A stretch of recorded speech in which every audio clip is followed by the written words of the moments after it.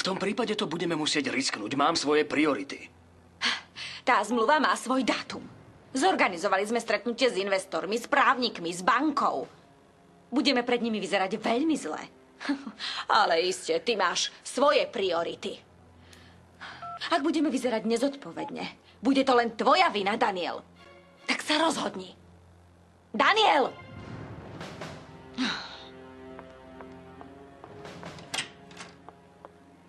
Konečne mi to niekto zdvihol. Joja, čo sa stalo, Adri? Akože, čo sa stalo? Akože, čo sa stalo? Volal som z Adri a povedala mi, že Carmen robí a nezle. A Daniel, bude lepšie, keď sa porozprávame, až prídeš. Nie, povedz mi to teraz, čo sa stalo. Kde je Anna? Daj mi ju k telefónu. Anna tu nie je. Šla s Adrianitou na hodinu flamenka. Ale volám jej na mobil a neberie mi to. Ja neviem, možno je tam. Lúka nepočuje. Dobre, tak to skúsim znovu.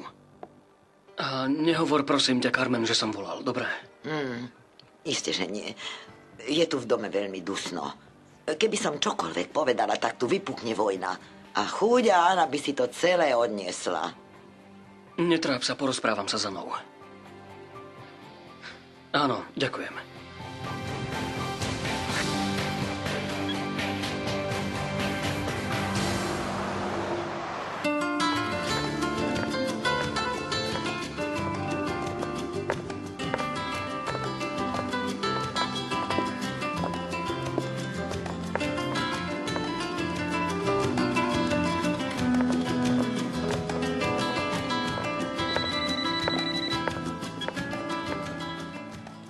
Prosím, Daniel.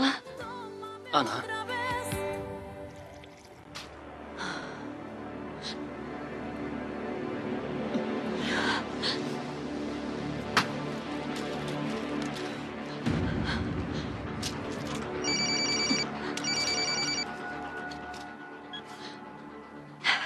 Dohodli sme sa, že mi nebudeš volať na toto číslo, Toledo. Nedvíhala si mi druhý telefón. Prosím ťa, teraz mi nepolož. Toledo, ja teraz nemám čas. Mám na práci dôležitejšie veci. A vieš, že sa mi nepáči, keď mi voláš na tento telefón. To len aby si vedela, že Ricky Montana je živý a že sa vrátil do svojho podniku. Nie, ale neboj sa, moja. Pripravujem totižto zásah, ktorý ho raz a navždy zničí. Kým sa tak nestane, nevolaj mi. Mám inú prácu, Toledo. Zavolám ti, keď toho budem mať trochu menej. Zavolaj mi, skôr ako Ricky mu utiahneme kravatu. Nechcela by si to vidieť. Zatiahnuť mu kravatu. Zavolaj mi, krásavica.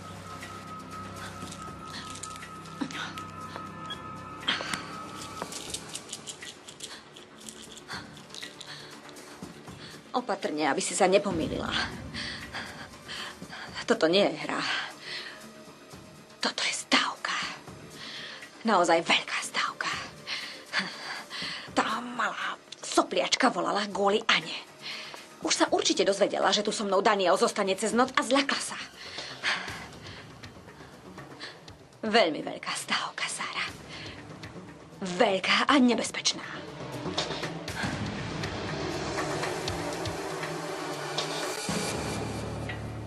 Ahoj, Daniel. Anna, ráno som ti nechal odkaz, aby si mi zavolala. Mala si to urobiť. Máš pravdu. Všetko, do čoho ťa Carmen nútila, ti asi nepadlo dobre. Sľubujem ti, že sa to už nikdy nestane. Počúvaš ma? Pozri, Daniel, myslím, že teraz nie je vhodná chvíľa na takýto rozhovor. Áno, ja viem. Ja len, že som ti dnes ráno navrhol, aby si bola mojou asistentkou. Aby sme boli tým a nie, aby si nosila uniformu. To ma veľmi nahnevalo. Upokoj sa, dobre? Upokoj sa a sústreď sa na svoju prácu. Zajtra, keď sa vrátiš, sa porozprávame. Nepovedal som, že sa vrátim zajtra. Vicky, sekretárka riaditeľstva, mi zavolala a povedala, že sa vrátiš až zajtra. Dobre, ja teraz pôjdem domov a potom sa porozprávame, dobre? Nie, Anna, počkaj. Áno? Poďme dnes na večeru. Musíme sa porozprávať. Chcem ti povedať niečo veľmi dôležité. Myslím, že sa vrátim, ako som plánoval. Takže sa po teba zastavím.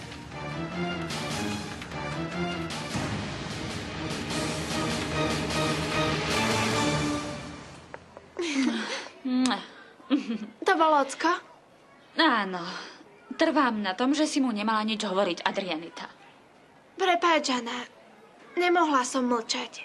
Babičku mám veľmi rada, ale nepáčilo sa mi, čo urobila.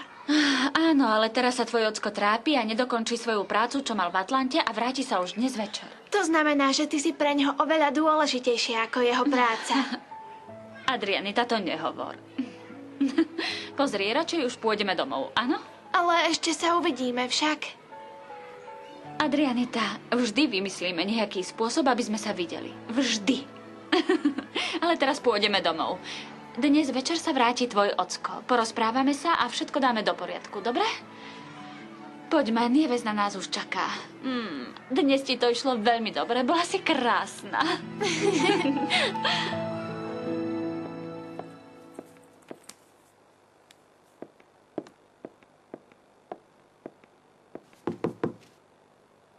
Môžem vojsť, Sara?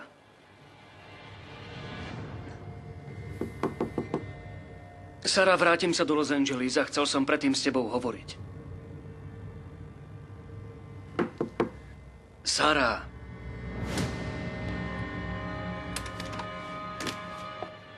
Idem ďalej. Sara. Sara.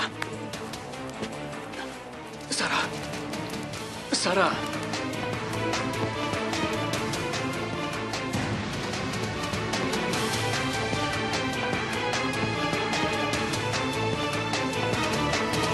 Nie, nevedel som, že berie lieky. Bola zdeprimovaná. Áno, dala si pohárik whisky. Kam ju beriete? Bude lepšie, ak pôjdete s nami.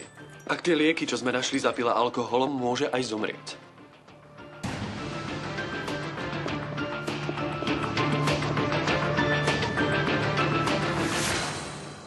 Ako to dnes išlo mojej tanečnici flamenka? Dobre, detko. Dnes som sa naučila, ako sa tancuje v To Španielsku. je dobré. Dobrý deň, krstná mama. Nech ťa Boh požehná a dáva na teba vždy pozor. Zlatko, si krásna, ako sa máš. Rastieš ako z vody. Som tu preto, lebo som ušla z práce, aby som ťa videla. Chcem ťa zoznámiť s mojou priateľkou Anou. Prosím ťa, povedz jej, aby neodišla. Už som ti o Ane hovoril. Je tútorkou mojej vnúčky, ale Carmen všetko zbytočne skomplikovala a chce odísť. Možno by nebolo zle, keby jej niekto rozumný dohovoril. Ó, krstná mama. Nikdy som ťa o nič nežiadala, prosím. Samozrejme, miláčik. Žiadny problém, ale potrebujem, aby si mi trochu opísala situáciu. Som právnička, nie jasnovidka. Predstav mi Anu a potom uvidíme, čo povieme Carmen, aby sme ju presvedčili. Veľmi ma teší. Som Anna. Anna Riverová.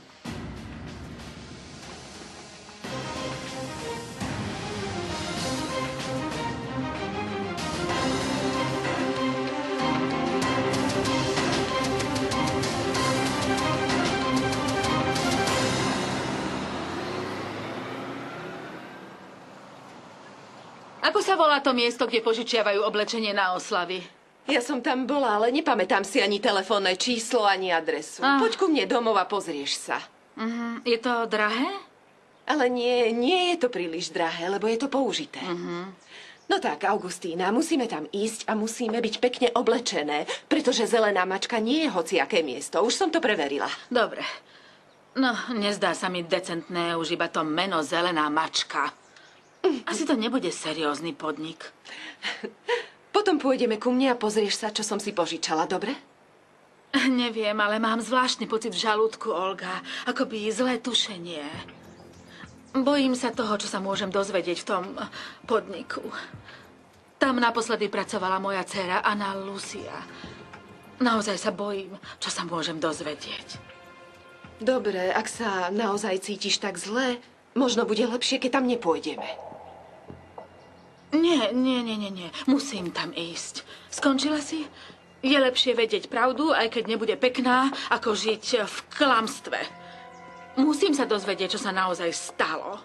Musím zistiť, čo sa stalo s mojou dcerou Annou Luciou.